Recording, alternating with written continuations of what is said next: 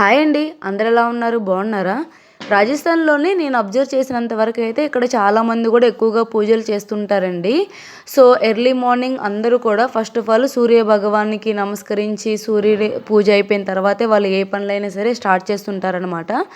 ఇక్కడ ఎక్కువగా మగవాళ్ళు వాళ్ళు కూడా పూజ చేస్తుంటారు. అండ్ మెయిన్ థింగ్ ఏంటంటే వీళ్ళు మంత్లీ 1 టైమ్ అయినా సరే ఖచ్చితంగా ఉపవాసం అనేది ఉంటారండి. వీలైతే 2 టైమ్స్ కూడా ఉంటారనమాట. ఏకాదశి రోజున అలాగా.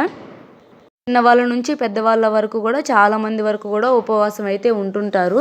సో, వాళ్ళు ఉపవాస రోజున ఎక్కువగా ఏమి తినరండి. ఉపవాస రోజున వాళ్ళు మెయిన్‌గా సగ్గుబియ్యంతో చేసిన chips and different types of chips అయితే డిఫరెంట్‌గా ఉంటాయండి.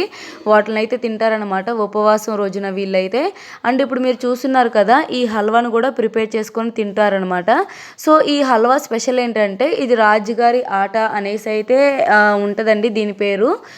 చాలా బావుంటదనమాట టేస్ట్. దీన్ని తెలుగులో అమరాంతి పిండి అని అయితే అంటారండి. సో, ఈ పిండిని అయితే ఉసిరి మొక్క గింజల నుంచి అయితే తయారు చేస్తారనమాట. చాలా హెల్తీ అండి. అంటే దీని ప్రిపరేషన్ కూడా ఆల్మోస్ట్ 15-20 మినిట్స్లో అయితే కంప్లీట్ అయిపోతుంది. దీన్ని ఎలా ప్రిపేర్ చేసుకోవాలంటే ఈ రాజుగారి పిండి అయితే ఉంది కదండి, దీంట్లోనికి కొద్దిగా నెయ్యి వేసుకొని ఆల్మోస్ట్ ఒక 5 మినిట్స్ వరకు అయితే ఫ్రై చేసుకోవాలన్నమాట, బ్రౌన్ కలర్లో వచ్చేంత వరకు. అండ్ నెక్స్ట్ ఇంకొక సైడ్ మనం హాట్ వాటర్ కూడా ప్రిపేర్ చేసుకోవాలండి. సో ఇది బ్రౌన్ కలర్లో చేంజ్ అయిపోయిన తర్వాత ఆ హాట్ వాటర్ని ఈ పిండిలోకి అయితే వేసేసి బాగా కలుపుకోవాలన్నమాట. నెక్స్ట్ ఒక 2-3 మినిట్స్ అలాగే ఉంచినట్లయితే ఆ పిండి మొత్తం కూడా కొద్దిగా దగ్గరగా అవుతుందండి.